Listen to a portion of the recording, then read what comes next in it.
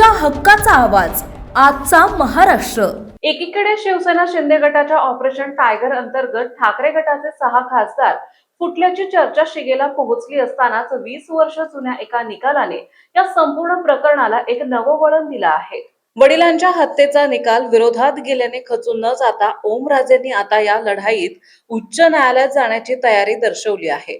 पण या निकालाचा थेट परिणाम आता राज्याच्या राजकीय समीकरणांवर होताना दिसतोय।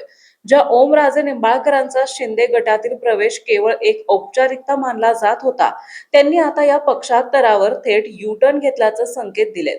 शिंदे गटात सामील होणार का या प्रश्नावर थेट उत्तर देत ओमराजे म्हणाले की शिंदे गटात जाण्याबाबत मी अद्याप कोणताही अंतिम निर्णय घेतलेला नाही।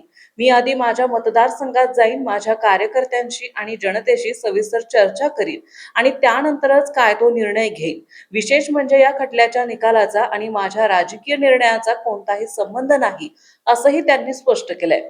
ठाकरे गटाचे 6 खासदार शिंदे गटाच्या वाटेवर असल्याचं निश्चित मानलं जात असताना ओमराजे निंबाळकरांच्या या कलियुगी वक्तव्याने आणि मतदारसंघातील चर्चेच्या भूमिकेने एकनाथ शिंदेच्या ऑपरेशन टायगर मध्ये मोठा सस्पेन्स वाढला आहे। आता ओमराजे निंबाळकर ठाकरेंसोबतच राहणार की कार्यकर्त्यांच्या सांगण्यावरून शिंदे गटात जाणार याकडे संपूर्ण महाराष्ट्राचं लक्ष लागलंय।